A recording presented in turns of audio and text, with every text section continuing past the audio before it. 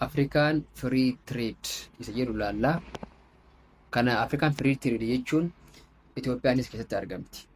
Itoophiyaan boru kaasuun yeroo jalqabaaf oomishaawwan ishee qaraxaan ala biyyoota Afrikaaf dhiyeessuuf Itoophiyaan kamisa onkololeessa 9 bara 2025 biyyoota miseensa naannoo daldala gibira irraa bilisaa ardii Afrikaatti Afrikaan Free Trade Zone oomisha ishee karaa qilleensaa fi lafootiin erguu akka calqabdu ministeerri daldala naannoo beeksise.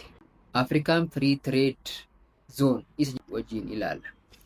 Itoophiyaan boru kaasuun oomisha yeroo jalqabaatiif oomishaawwan ishee qaraxaan ala biyyootan Afrikaatiif dhiyeessuuf jetti. Itoophiyaan kamisa onkololeessa 9 bara 2025 akka lakkoofsa Awurooppaatti biyyoota miseensa naannoo daldala gibira irraa bilisa ardii Afrikaatti Afrikaan Country Free Trade Zone isa jennu kana jechuudha. Oomisha ishee karaa qilleensaa fi lafootiin erguu akka jalqabdu ministeerri daldalaa naannoo beeksisee jira.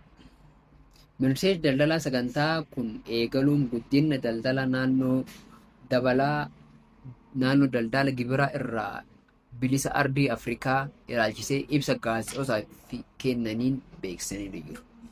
Deetaan ministeerri daldalaa aadde Yasmiin Wahaab Reebii saganticha irratti haasaa taasisaniin Itoophiyaan yeroo jalqabaaf kamisa onkololeessa 9 bara 2025 akka lakkoofsa Awurooppaatti karaa qilleensaa fi lafootiin biyyoota miseensa naannoo daldala gibira irraa bilisaa ardii Afrikaatti erguu ni eegalti jedhanii jiru. Oomishaalee fe'umsaa gara biyya alatti argaman kunneen foon, kuduraa fi muduraa keessa jiran ta'uu himtee jirti.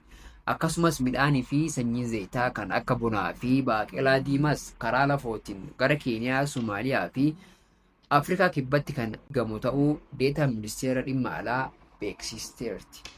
Oomishaaleen kunniin alattis huccuuwwanii fi galteewwan industirii ujummoo keessaa kan jiran yoo ta'u kunniinis karaa Keeniyaatiin gara biyya alatti ergamaa eeraniiru.